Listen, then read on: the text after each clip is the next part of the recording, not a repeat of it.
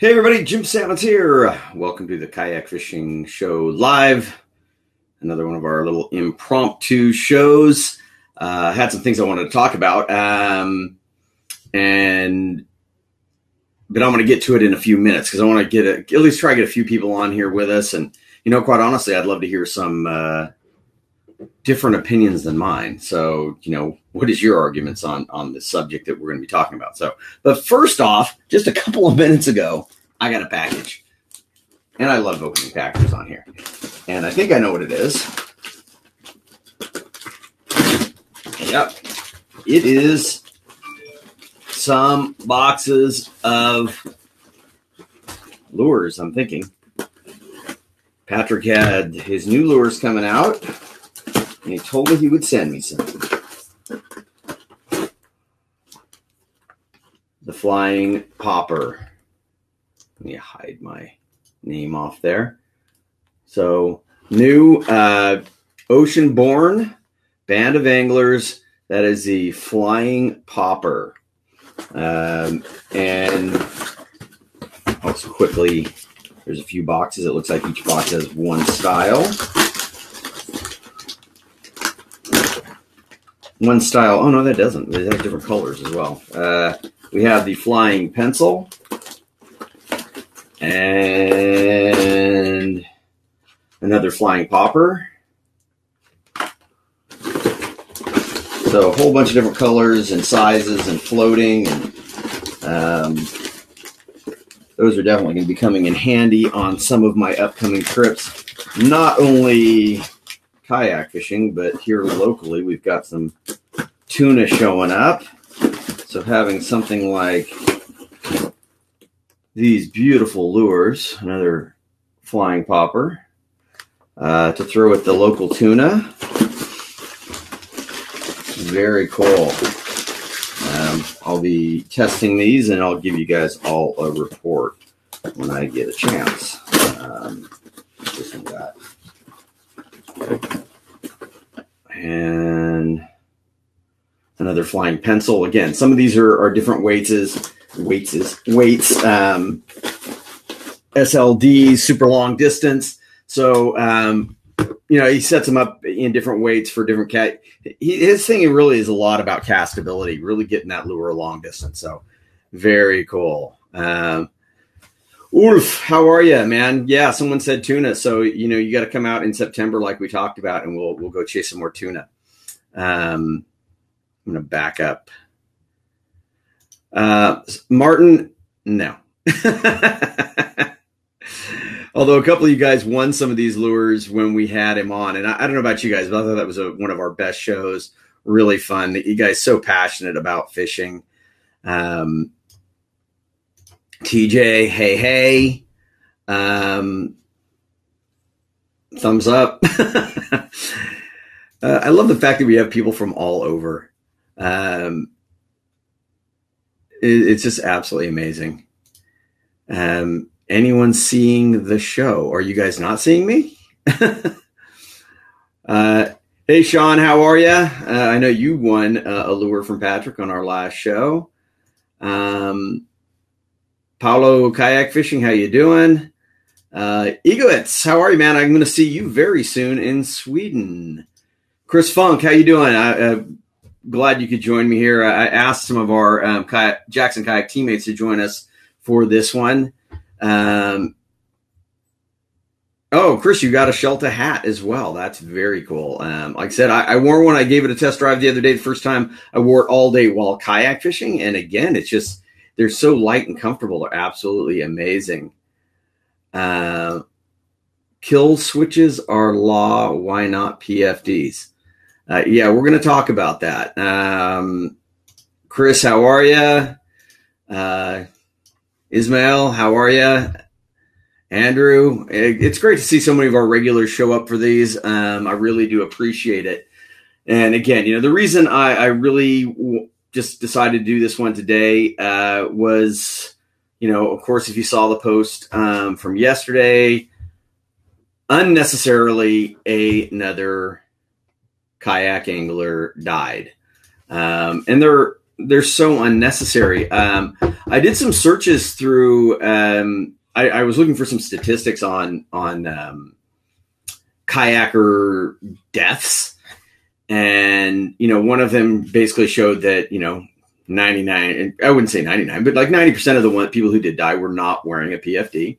It also showed that over the years, now the statistics I saw went to 2016. But over the years, there's an increase in kayaker. They kind of loop paddlers together, so some is canoers. But there is an increase in deaths in the paddle sports industry, and that's just sad. And I mean, for an industry that I really love, and I personally feel is a very, very safe sport. As I generally say, is I think kayak fishing is safe. I think kayakers often are not. People should not die doing this sport. More often than not, it is not wearing a PFD. It's getting into conditions that are above their skill level, not knowing basic skills. Falling off your kayak and not knowing how to get back in is inexcusable. In my opinion, but I've seen it many times. I've had to rescue people. Dave, you say no audio, no video. I'm not sure what the issue is. Can I get a thumbs up if other people are actually hearing me and seeing me? Because as far as I know, I mean, I could bring up my phone and double check that I'm on. That's not too difficult to do, I think.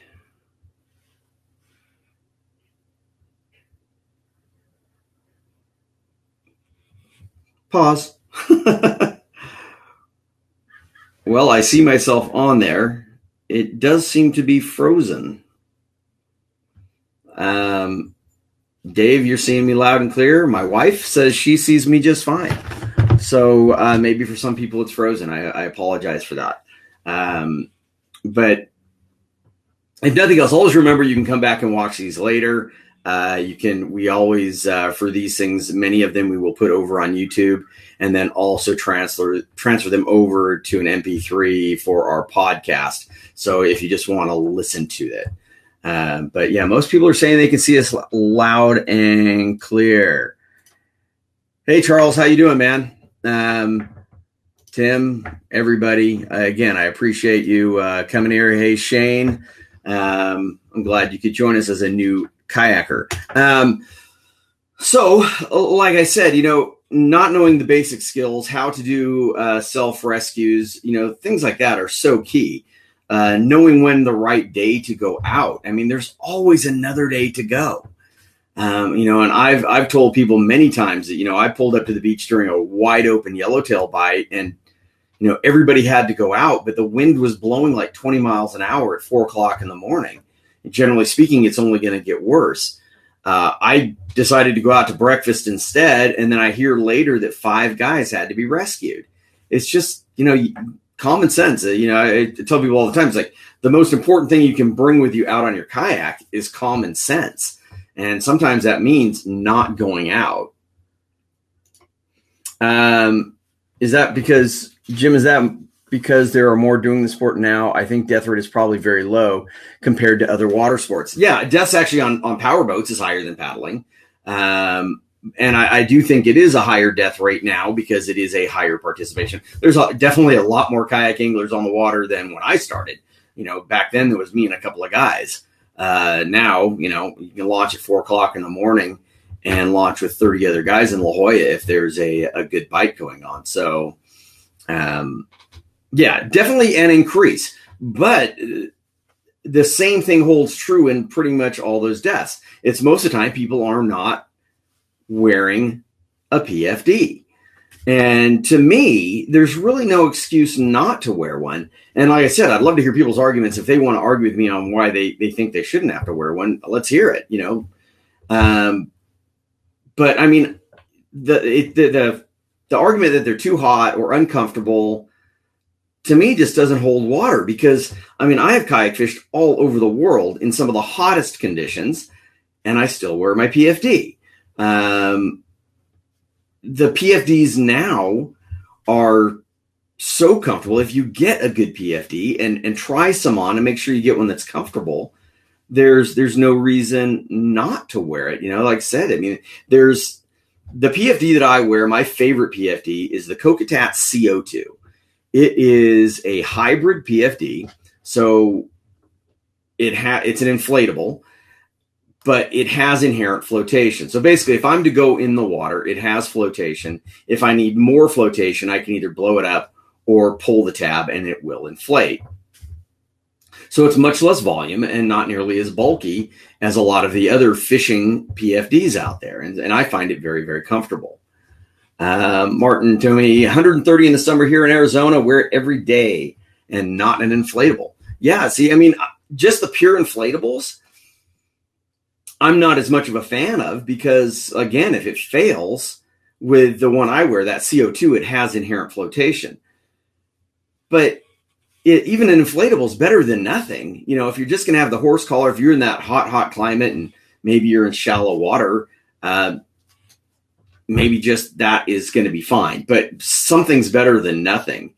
And there's just no excuse for not having it on. As we always say, it's very rare that they find a body wearing a PFD. It's kind of like the sad thing. If you read the article about the incident, and I feel for his family, but I mean, people saw it happen and couldn't get to him. If he would have had the PFD on, he would have stayed afloat long enough for somebody to get to him. The fact that the weather conditions turned to the point that they had to call off the search tells you that maybe that wasn't the best day to go. Justin, is it scheduled for you without inflating? I don't understand the question. If you're talking about my CO2, it will float me without inflating. I don't need it inflated at all. It's if it got really rough conditions, then maybe you'd want to inflate it. But it, like I said, it's so comfortable, much lower volume. Everybody has to find what is most comfortable for them. Exactly. Find the right one and then you will wear it. Don't go out there in a water ski vest and think that that's, going to be comfortable as a kayak fishing vest, because those are generally very long in the body and they have rib protection all the way around, where a paddling PFD is more open on the sides. And so you have more mobility while you're paddling and much more breathability. They're very high in the back, so they don't interfere with your seat. And that's also another one. People always say, well, I don't like it, interferes with my seat. The seat's adjustable. Adjust the seat back a little bit, and then it doesn't interfere with your seat.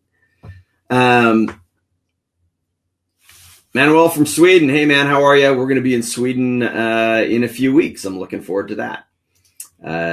George, how you doing? But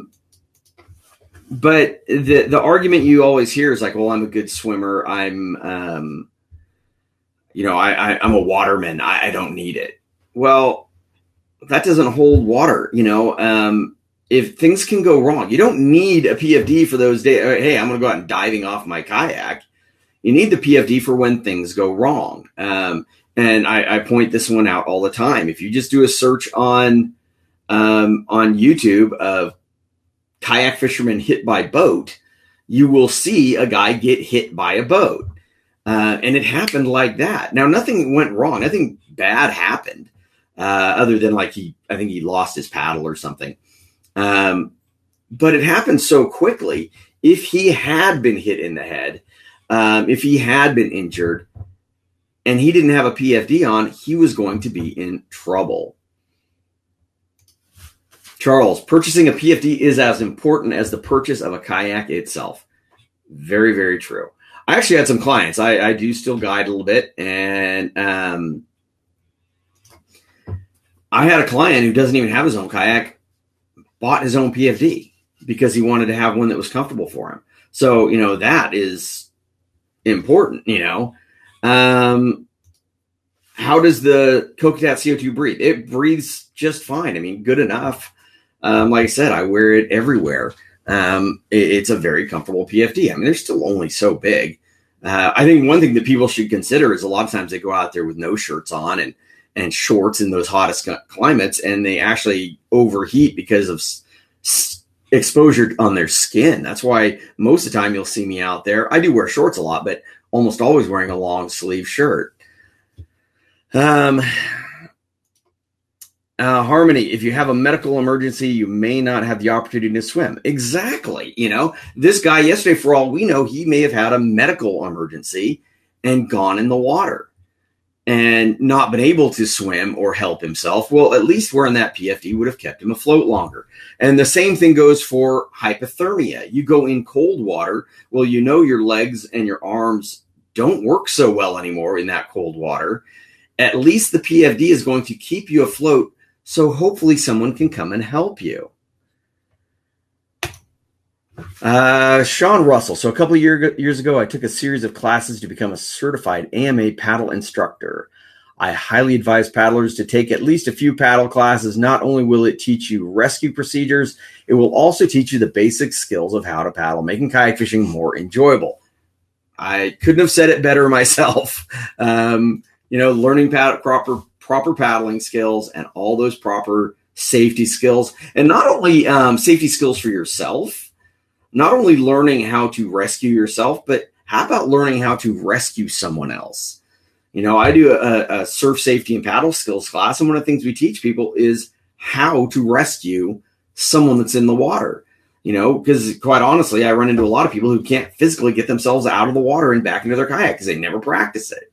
So if you know how to help your buddy who's in the water or a stranger who's in the water, you know, that's just a great skill to have. Kenneth, separation in the wind is most important when overboard. Not coming back when you can't catch up to your kayak. Yeah. That's one of the things that should be your first instinct. If you go off your kayak, is to grab the kayak. The last thing you want is that thing moving away from you. And never go away from the kayak. Even if you've lost your paddle, don't go away from your paddle or from your kayak. Don't try to swim. Stay with that big thing that floats. Some people may not know, one of the easiest ways to deal with that situation, though, is to actually lay down on your kayak and paddle it like a surfboard. A little bit difficult with some of the super wide, like those Hobie PAs. That might not be possible. But for many kayaks, it's very easy to do. You just lay down the center line of the boat and the paddle. Daryl, how you doing, man? Thanks for joining us. Yeah, see, Michael, people on shore heard the guy calling for help. A PFD would have saved the guy. And that's not an uncommon story. You know, that's the thing, is these things happen fairly often, way too often. And you know, I'll be honest with you. I always tell people, it's like, you know, it's bad for my business. People dying kayak fishing makes people not want to go kayak fishing. It scares them away from what really is a pretty safe sport.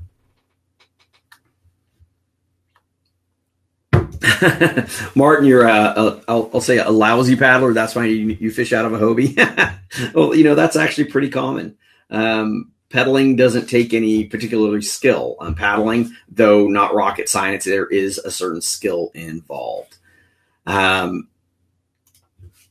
Learned all about self and assisted rescues while getting my ACA certification. Yeah, I mean, like I said, self-rescue, what I tell people is you have no business being in water that's more than knee deep if you don't know how to self-rescue.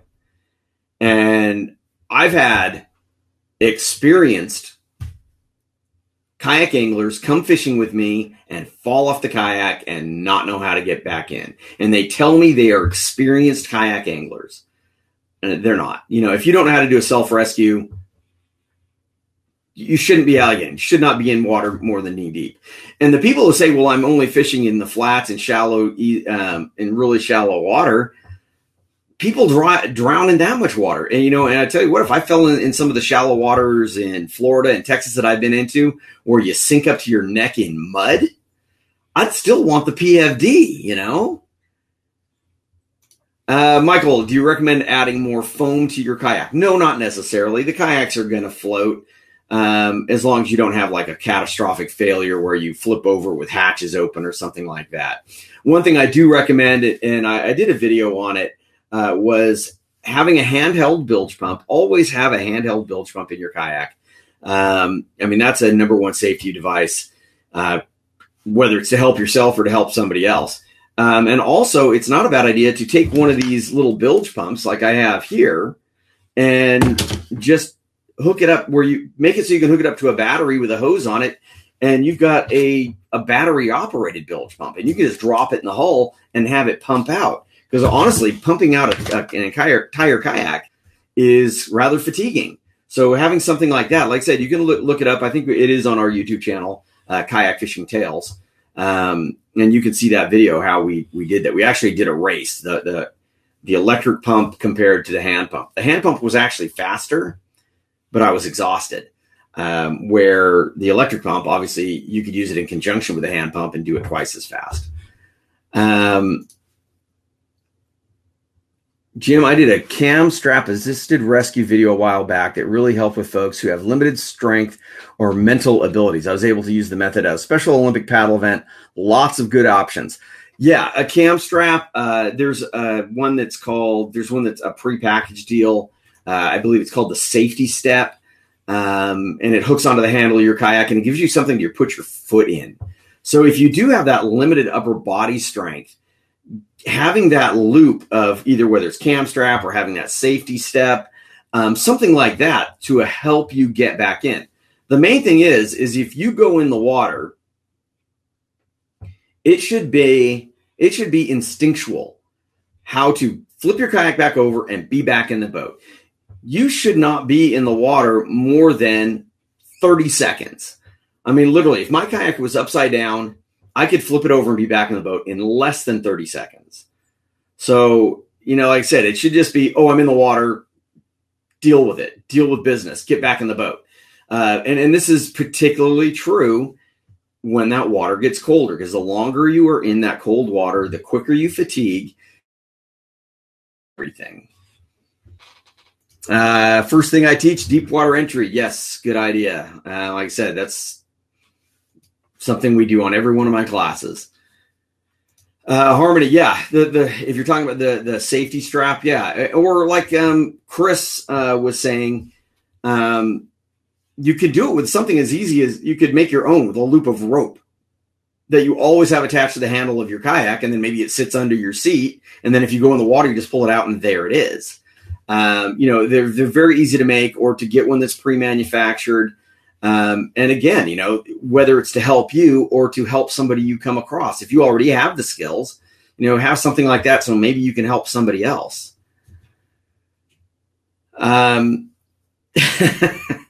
Martin, if it's in salt water, I'm back in about 0.5 seconds before some toothy critter wants to taste me.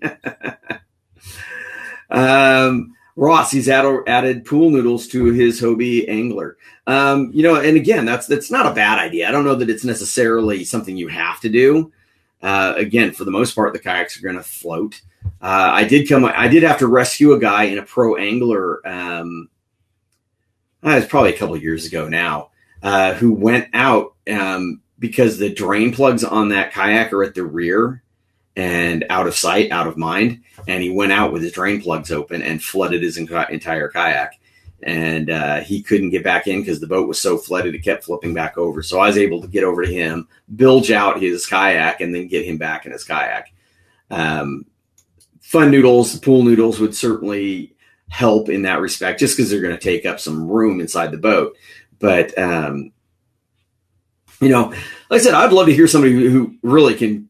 Maybe they're afraid to come on here because everybody knows I'm the PFD guy, but nobody wants to come in here and say, well, why they don't wear them. Now, I did see on the Texas forum, one of the guys brought up, should this be mandated? Should it be a law that you have to wear a PFD while you're kayaking? Who needs more laws? I don't want to see more laws. But I don't want to see more people die either. They made seat belts a law and, they save lives. I certainly wouldn't want to see a kid out on the water, or someone out on a kayak with their kid and the kid doesn't have a PFD on. The other thing that gets me is, I think, there's a lot of kayak tournaments out there now, kayak fishing tournaments. A lot of the kayak fishing tournaments will do, part of the rules is you must have a PFD. I would like to see the rules are that you must wear a PFD. That's how we did it in our tournaments. You always had to wear your PFD. But some of them out there, it just says, because that's the law, it says you must carry a PFD. But, as we saw with this guy in Texas, unfortunately, they found his kayak and they found his PFD floating on the surface. There was an incident a couple of years ago, maybe last year, where 2 guys perished and their PFDs were strapped to the kayaks. So the kayaks survived, but they didn't. Do you need to use scare tactics? Do we have to do that? Do they need to have laws on it? It's all, I don't know. I think people need to make their own decisions, but you need to think about, not to think about yourself. We like to think of ourselves as bulletproof. I know, particularly when we were younger, but, think about the people that you're leaving behind, and that's the thing is think about your family, the people who are going to suffer. Think about the people that you're putting in danger, like the lifeguards or coast guards who have to come out searching for you and recovering your body. Think about other people and don't just think about yourself. And, in my opinion, and I've said this for a long time, and I caught a lot of heat for it too, is if you want to be published, if you want to put yourself in a position where people are looking up to you, you should be required to wear a PFD. I know Jackson Kayak, thankfully, has a policy. If you're on the team and you want anything published, you must have a PFD on it.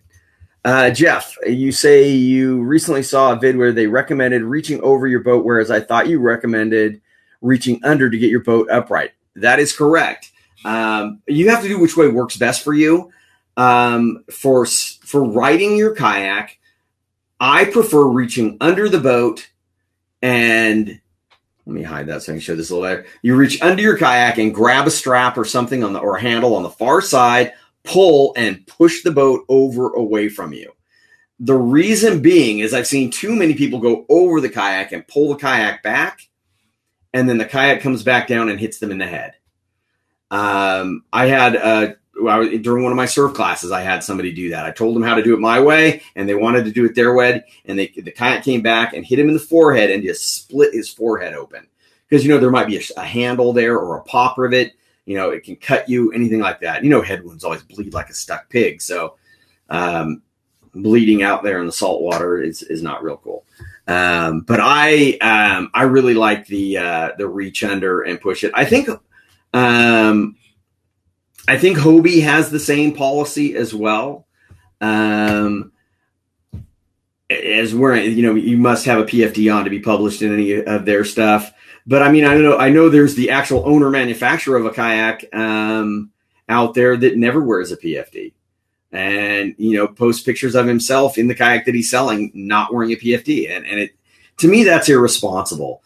And whatever position you're in, like I said, if you're setting yourself up where people are looking up to you, and don't think that people don't look up to you. Even if you're just that guy who happens to be going to the beach all the time and kayak fishing all the time, and you're not trying to do anything about it, these other people who come up and may see you going out there and see you coming back with fish, and you never have a PFD on and your posts in, on some forum or just your personal pages, not wearing a PFD may be fine for you. I still think everybody should always wear them no matter what your skill level is. But that person who's looking up to you may not have those same skills and same abilities and same health and physical abilities. It's just, you have to think that everybody is looking up to you and you should always wear one. I mean, like I said, it's just, it's so frustrating when I keep seeing this over and over and over. And, like I said, we sink,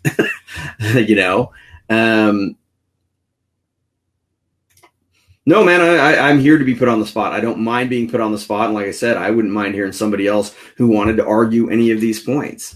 No PFD and sup hats. I will say, though, a lot of times with the sup stuff, oftentimes they're wearing a waist belt, inflatable PFD. So not always, but a lot of times they are wearing a waist belt, which is harder to see.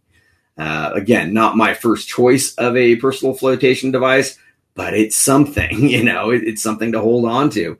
If you go in that water and you need to be in that water for a while, waiting for somebody to help you.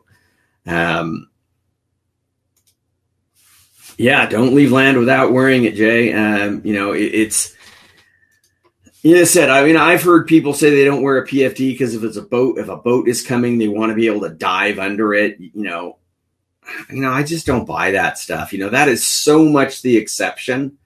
I've been out in La Jolla, and the reality is, like I said, there's so much more boat traffic and kayak traffic, and I feel bad for the boat. I'm a boater. I have a boat. My wife and I have a boat.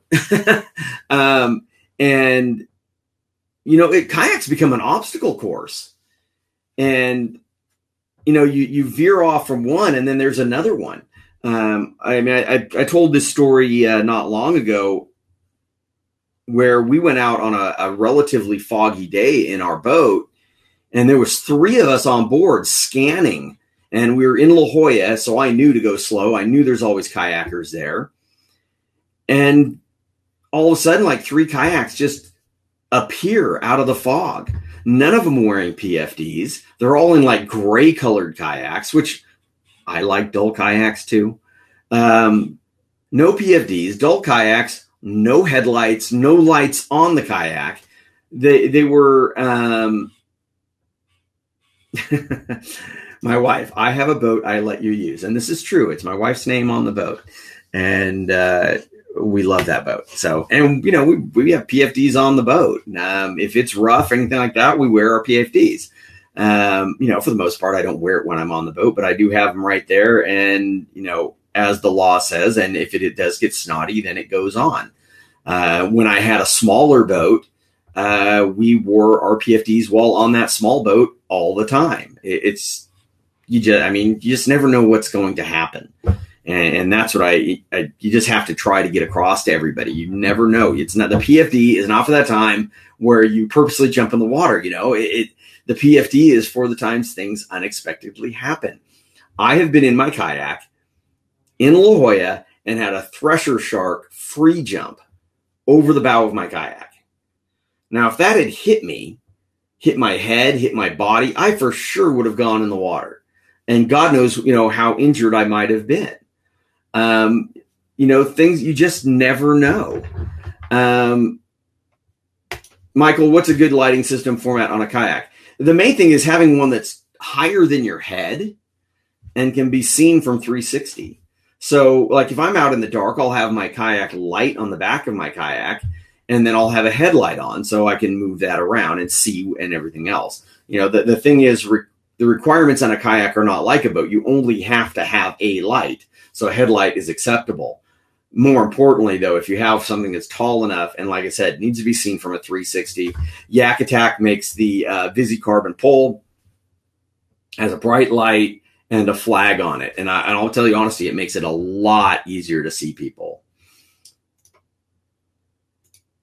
Yeah, as my wife says, that foggy day was very scary and eye-opening how the kayaks couldn't be seen until you were right on them. To me, being a kayaker for so many years and then being a boater and going out there, it really was eye-opening to see how invisible we are.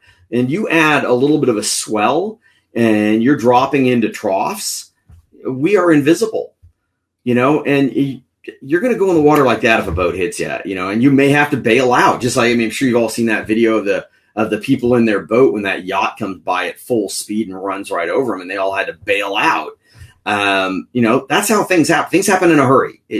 That's why I reiterate this so much. It's not, oh, well, I'm a good swimmer, I can jump off my kayak and swim. It's not for those times. It's for the times unexpected things happen. For a pro angler and slightly heavier guy, what's your recommendation? Also, should I buy a used or new PFD? It's not comfortable on I have an old life jacket. It's not comfortable. But the main thing is, Michael, is to go try some on, because they all fit differently. See what one does fit you. I'd have a hard time recommending a particular one. I mean, I use Kokatat. The Kokatat Leviathan is their newest one, and they come for plenty big guys. Look at Chad Hoover. Chad Hoover, I'm not small. I mean, I'm 200. I've lost weight. I've lost 10 pounds, but I'm at 224 right now. And Chad's considerably heavier, and he wears a PFD every time he's out on the water. And I think he's probably pushing 300 pounds. So, bigger guy, maybe he can give you some advice on a PFD for the bigger guy. But I know Kokatat has them as well. I just, I said, you just have to go out there, go to a good shop that has a lot of different ones, so you can try on the different models and see and if you can, try it on and sit in your kayak at the same time. And I'll tell you this, once you get used, it might take you a few trips to get used to wearing one. I mean, granted, they aren't the most comfortable thing in the world. It's not like wearing a t-shirt, but once you get used to having one on, like I am, you start to feel weird if you get on your kayak without one. Definite recommendations, though, is always wear it snug. I'll see people wear the thing really loose. I mean, if you want to look at, I almost drowned on the Ottawa River. I was wearing a PFD, but I was wearing it way too loose because I borrowed somebody else's. And I went in the water and the PFD came up over my head. You want the PFD to be nice and snug so it moves with your body. It's not chafing against you, anything like that. If you go in the water, it doesn't raise up. What I say is you want the PFD to move with you. You don't want to move inside the PFD. So like when I put on my PFD, I have to literally kind of squeeze it together, and suck in and squeeze that thing together to get it on, and it's really tight. But once it's that tight and I start moving, it's moving with me, it's much more comfortable. You don't get any chafing or anything like that. Motorboat bass professionals are required to wear a PFD while they speed from location to the next, while fishing for bass and underpower for the trolling motor. While underpower the trolling motor can remove the PFD. Yeah, but you know what? Some of these PFDs are, particularly like the horse collars, if you're in a cold water situation, God knows we've seen enough of Bill Dance falling off his boat. I think I would continue to wear one. If you're in a boat that has no gunnel to lean into, particularly in any kind of cold water situations, they're not intrusive. They're not cumbersome. There's no reason not to wear one. Jeanette, in addition to having my 360 white light on my boat at night, I throw a lighted flashlight or two in the hull. Makes my kayak really show up while crossing. Jeanette, that is an awesome point. I used to have the old, lime green kayak. That was kind of standard cover, color with ocean kayak, lime green Scupper Pro. And I would throw a light in that, and my kayak, flashlight, and my kayak looked like a giant glow stick. So yeah, if you have particularly the lighter colored boats, but if you throw a light inside your boat at night, it makes the whole thing light up. I don't know how well it works with the really dark colors, but those lighter colored boats, it's amazing. And that's a very good point, Jeanette. Thank you for bringing that up. Jeff. Oh, I missed it there. Where'd it go? Jeff, for Michael, I weigh 300 pounds, and my first PFD was a $40 model from the world's most foremost outfitter. When I rolled my canoe a few years ago, it floated me just fine. Better something than nothing. It might be the one that's the cheap one that fits you best. It might be the expensive one that fits you best. But try them on. People will say, it's like the CO2 that I use is one of the more expensive PFDs, because you have the flotation and the inflation. So, you have those double features. So it does rise up the cost. But even, at $300, if that's what it was, and it's not, I'm just throwing out a number. I think my wife would say that my life is worth $300. I think my kids would say that. And I say the same thing about like VHF radios. People, well, God, that $200 radio is really expensive. Well, how much is your life worth? Being able to contact people in other boats to help you. How much is that worth? Having a radio that's going to work when you need it, how much is your life worth? So always weigh that. And if you need to justify it to a spouse, that's always a good way to put it. if she says, well, that $150 PFDs is a bit much, and you just kind of, but honey, aren't I worth that? Wink, wink, blink, blink. I think my wife would say I'm worth that. We've been married 31 years, so I'm pretty sure she would. Michael Glum just had Bassmasters here on Travis Pro, hit dock and fell off boat into water under troll. Exactly. Exactly. You never think things are going to go wrong. That's the thing, is you don't think things are going to go wrong. And, I just keep reiterating that. And I mean, if I can go back in the news, I could share stories after stories of things have gone wrong with people. And, like I said, I don't want to scare people, but maybe scaring people is the right way to go. Maybe that'll start getting them doing it. But I'd rather people just do it to try to set an example and to take that stress off your family. If they get the report that you're missing out on your kayak and they know you never wear a PFD, they're going to have the worst of thoughts. If they know that you always wear your PFD, they're going to still have hope for you if you've gone in the water and somebody's looking for you. Jason Burnett's love the point regarding VHF radios. Thanks, man. In Florida, I believe that if you have a self-inflating PFD, you're required to wear it by law. It can't be stowed. Yeah, I don't know the laws in different places. I know, at least here in California, you are just required to have a PFD. But like I said, get one that's comfortable and you will wear it. Oh, thanks, honey.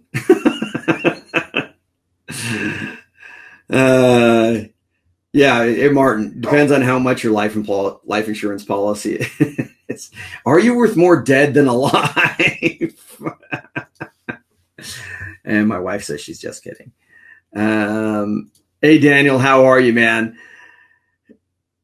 Richard, it's amazing how many people get upset when you talk to them about wearing a PFD. I do it a lot on the show, and I end every show with saying wear your PFD, and I do talk about it a lot. I generally, I'm kind of over the approaching anybody on the water about it, because then they just think I'm being a jerk.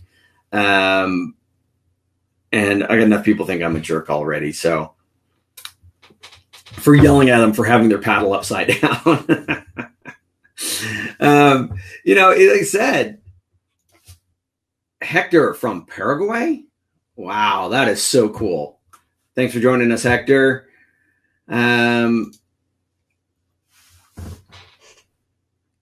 I imagine you mean common sense, not common sense. Just wear it. Save your life. Like I said, if you don't care about your life, if that part doesn't matter to you, think about your family. Think about the people who care about you. And if you got none of them, well, think about the people who have to go out searching for you. The danger you're putting other people in. Stefan, how are you? From Massachusetts. Awesome. And these points are even more important when you talk about cold water states. In California, the water does get pretty chilly, particularly in the winter. I mean, right now it's still in the low 60s. You're going to get hypothermia in 60-degree water. In colder water, it's even worse. So having the right clothing, whether you're in an area where you need lightweight, breathable waders, or whether you need the dry suit, always wearing the proper clothing. As we say, dressed to swim, rigged to flip. People are demoing kayaks at kayak dealers before demoing. Can't read. Or perhaps bring up the opportunity to the kayak shop. Well, the thing is, with the kayak shops, it's an extra sale for them. So, they should almost be insisting on selling it or putting it in a package. That a PFD comes with the kayak, just add it into the price, and maybe that would do it. I don't know.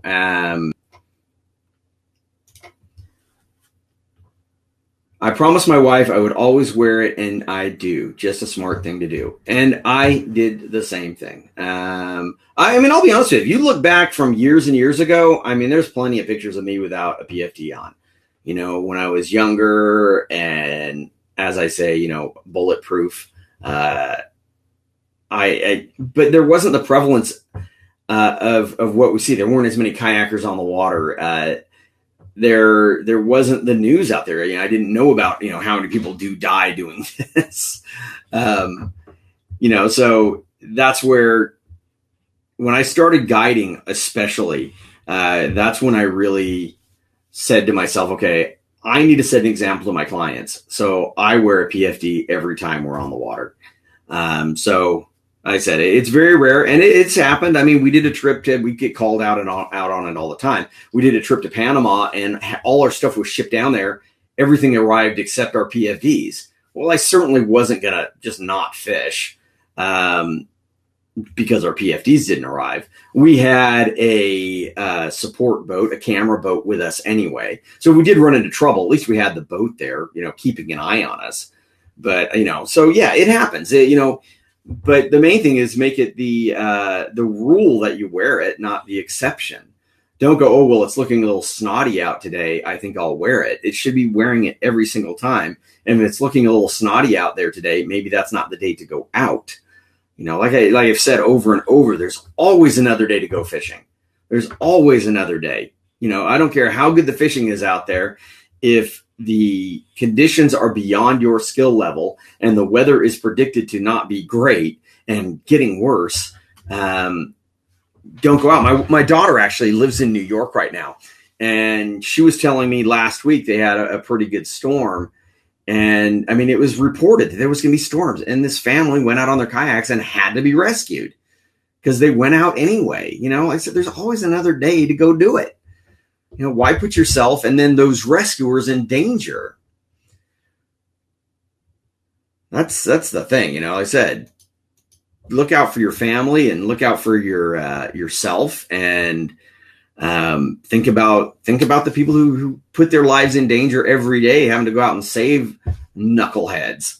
I live right by Cowles Mountain here in San Diego, and during the summer, particularly, at least every other day, there's a helicopter up there doing a rescue, because people just go out there like in the middle of the day, the hottest day, and decide that's the day they're going to go for a hike up a 3-mile hill.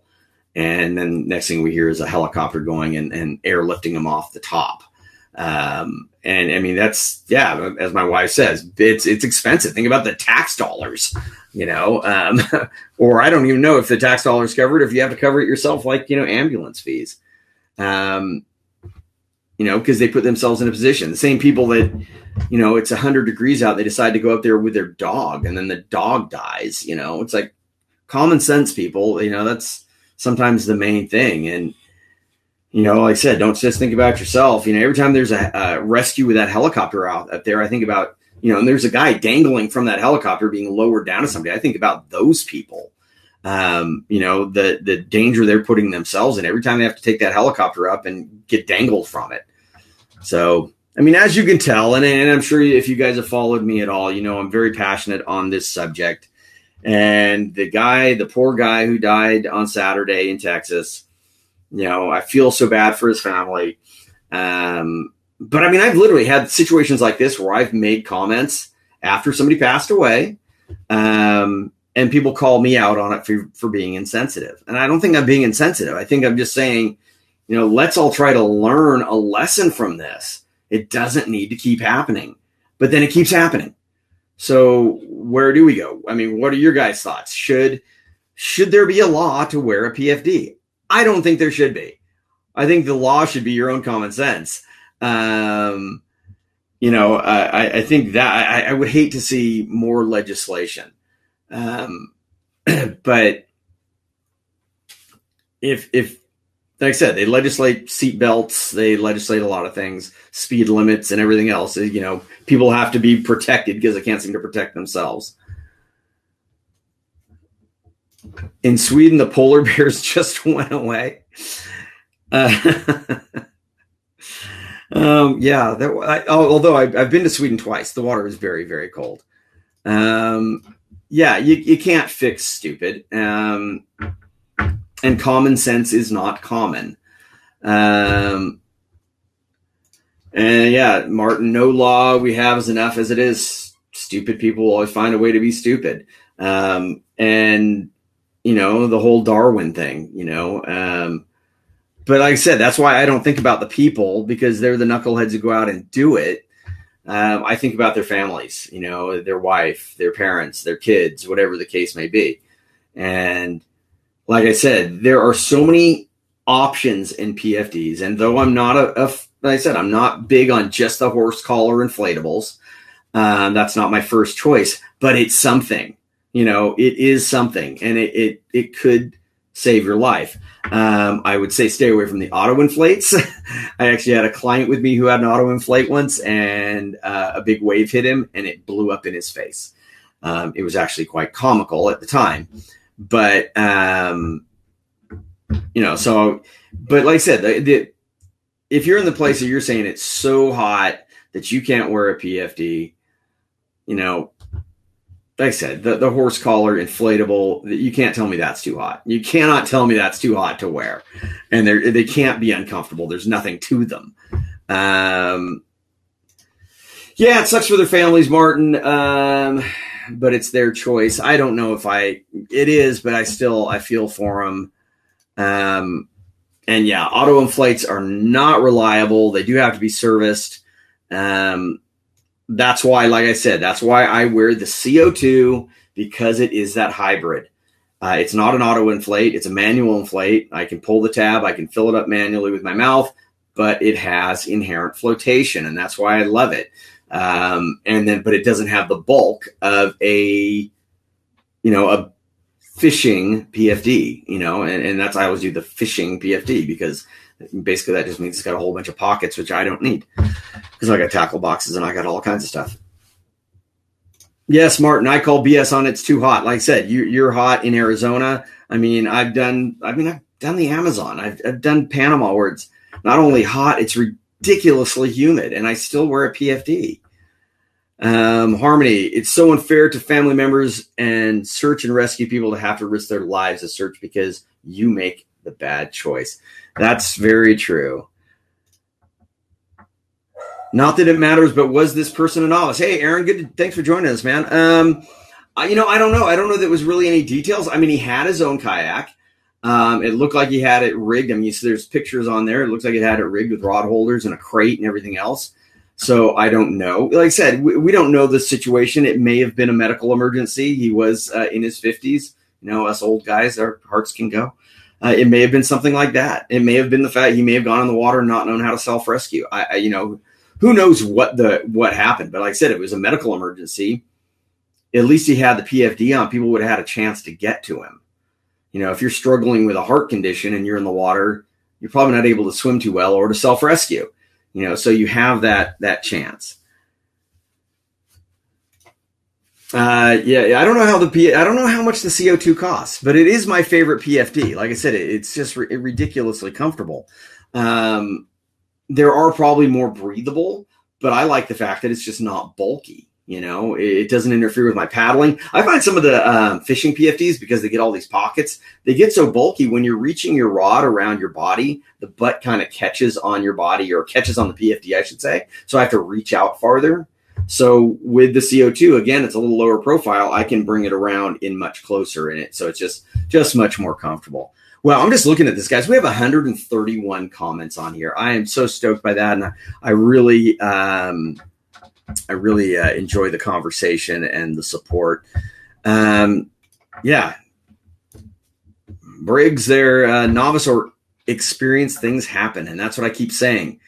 Things happen. Things can go wrong in a hurry. Again, watch that video. Look it up on YouTube. Kayak angler hit by boat.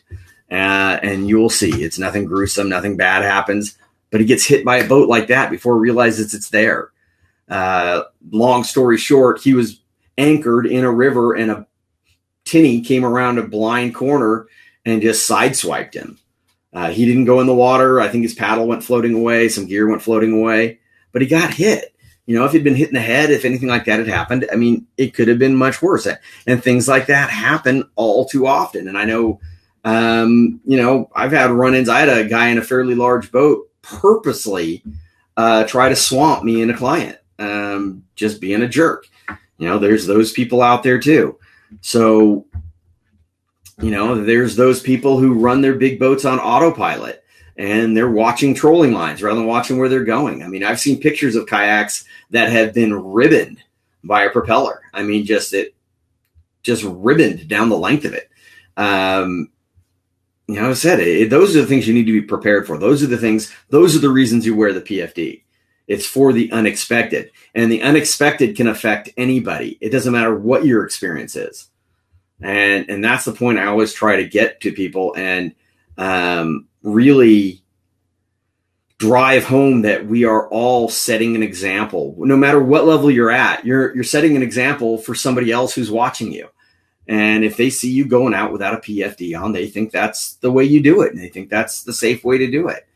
God knows I've had plenty of arguments. The Pacific Warrior guys, they are great anglers, great watermen, probably some of the best watermen out there.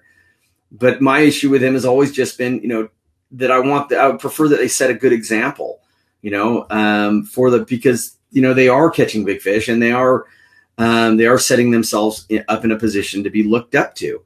And though they're great anglers and everything else, I wish they would try to do that. That's my only issue there, is I just wish they would try to set an example for the people who look up to them. Other than that, like I said, good guys. I've talked to many of them, and I respect what they do, kayak angling, for the big fish, the incredible fish they get, and their skills. But like I said, so many people look up to them that I wish they would do that one thing and set that one example by wearing a PFD when they're out there. Because again, it's all about, it doesn't matter what your skill levels are. It's what that person who's looking up to you, what their skill level is. Because somebody could watch me, and they could watch me how I handle my kayak in the surf zone. And, I'm fairly good at surfing my kayaks. I've been doing it a very, very long time. And they could watch me and think, oh, that's easy. And I can go out there and do it with all my fishing gear on there. Or launch and land a kayak through without ever learning how to do it properly. Again, it's all about knowing those skills and having that proper equipment. Not one person on here has been against wearing a PFD, but the deaths keep happening from people not using PFDs. It's very frustrating. Yeah, Russ, Sean, you're right. And, like I said, maybe the people that are anti-PFD or say I can do whatever I want, maybe they don't want to come on here, maybe because they know I'm so passionate about it.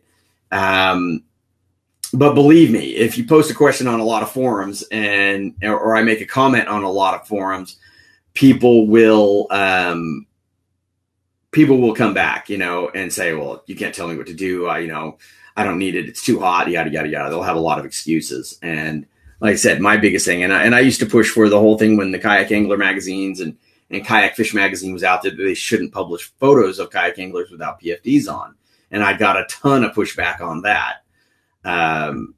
But it's still my opinion, and I think that's the way it should be. Aaron, I'm going to read this one. I can't put it up. I think it's too long. It'll take up the whole screen. So Aaron from one of our Jackson Kayak team members, right? I agree. I've seen too many of my friends who like to cabaroo or who are new to kayaks not understand the power of water or not respect it. Just saw a kayaker in West Virginia go over a low head tam. Oh, man. And those things are very dangerous and have to be rescued. Even in docile situations, can you find yourself in a very bad situation? I flipped my kayak in Ohio in February and almost been hit by a big freighter on Erie. Both times the situation was under control, but both went very bad very quickly. Always need to take necessary precautions just in case. Same reason I put hook cutters and a knife in my gear. Aaron, good point there. And I honestly, I always carried bolt cutters with me, and I had to use them on my last trip to the Bahamas. I had a jack, and you've all seen me. I tend to put my feet in the water, and I had a jack on there, and all of a sudden he darted, changed positions, and put one of the trebles into the back of my foot while it was connected to him. So I was able to reach behind me, grab my bolt cutters, and cut it off. Yeah, bolt cutters is another safety tool that if you're kayak fishing, you should always have. Some kind of pliers, that lineman's pliers or bolt cutters if you're your saltwater guys with the bigger hooks, something like that, to always be able to cut those things away. Craig Miller Like having the storage ability of a fishing PFD. Can't imagine being comfortable leaving shore without one. Yeah, I mean, Craig, is that my friend Craig Miller? I don't know if there's another Craig Miller. Was that Craig Miller from Denver? I can't tell by the little picture, and I can't see. Craig is if it is the same Craig, he's a longtime client of mine from when we were doing guided trips down in Baja. Craig, my daughter may be moving to Denver, so I'll have to have her look you up. Yeah, see, it's all different. That's what I said. That's why I personally have generally, before the CO2, I was almost always wearing a whitewater PFD. I never needed all the pockets because I have, I got a tackle box behind me. I got storage right in front of me. So I never really, other than having my VHF radio on the PFD, I didn't like having the bulk of all the pockets. But, like I said, I know guys who love having the pockets. That's why there's so many different ones out there that you can find one. Yep. Cool, Craig. I'm glad you joined me here, man. I haven't talked to you in a while. Since I don't care about the Chargers anymore, we don't have anything to banter about the Chargers and the Broncos. Cabrew, casual floater while drinking. Don't advocate this, but see it. Hey, you guys know that I am a drinker. I mean, these shows are brought to you by. Well, let's even show it. Where is it?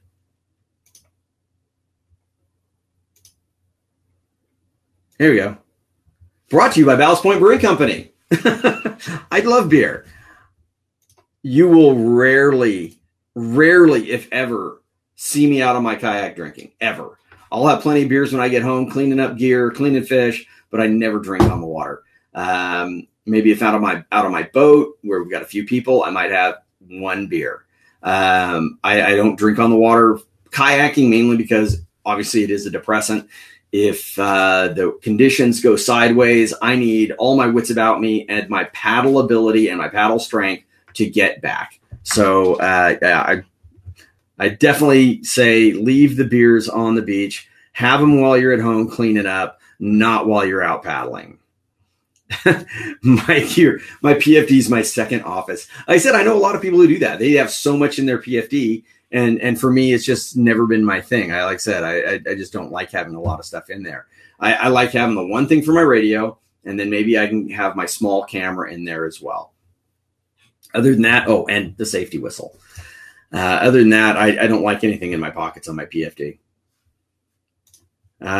Sean's never been fishing salt water, but I see you hanging your feet off a kayak. Do you not like your feet? Well, I do hear those comments a lot. The thing is, what's funny is I get these comments a lot. I've been surfing, although I haven't surfed in quite a while. I grew up surfing and my feet were always in the water. Why was it no issue when I was doing that one then versus when I'm fishing? Yeah, I know there's a little bit of blood around and all that. I just don't have the fear of sharks. I do. Where'd it go? Oh, it's in the hall. Got a brand new shark shield today. So for those shark eaters, I do have the shark shield, and I am a big believer in it. I keep my smokes and my keys in my PFT. That's it. Well, see, I don't even have that. I don't smoke. Thankfully, that's an addiction I never came up with. Phone is tethered inside. Yeah, like I said, my phone / any more camera is in my pocket, and it's in a. I used to keep them in a life-proof case. Now, because the phones are basically waterproof anymore, I don't keep it in a life-proof case. I do have it in a case to protect it from getting beat up. Should be tethered because obviously they sink like a stone. I was with when we were in Florida. Our buddy Brooks Beatty dropped his, and we just watched it sink, and there was nothing we could do about it. So that was a big pain.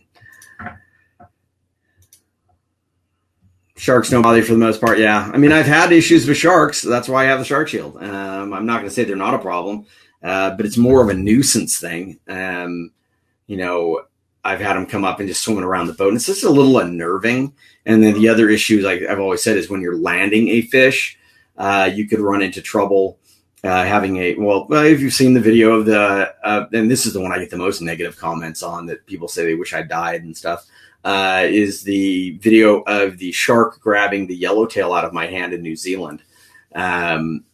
We've caught a lot of heat on that one. So that was well before we were using shark shields. But that's why I like having the shark shields. I don't have to deal with a shark at boat side.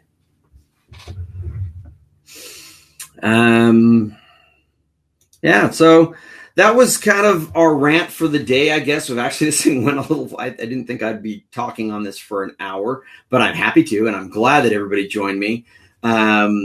Just spread the word, set an example, please. Like I said, we don't want this happening to any of you guys or your families have to deal with this, or any of your friends. So just always spread the word, and if you can do it in as nice a way and is non-condescending to people, maybe you can actually approach them about it on the water. Like I said, I kind of stopped doing that because the pushback from people oftentimes was not great. They think you're, trying to be bigger than them. But, like I said, just spread the word, and more importantly, set an example for everybody. So, you know what? We'll wrap this thing up. Just remember, when you're going on the water, always wear your PFD, and please keep your paddle right side up. You guys take care, and remember, we will be back here this Friday with Luther and John from Yak Attack. Take care.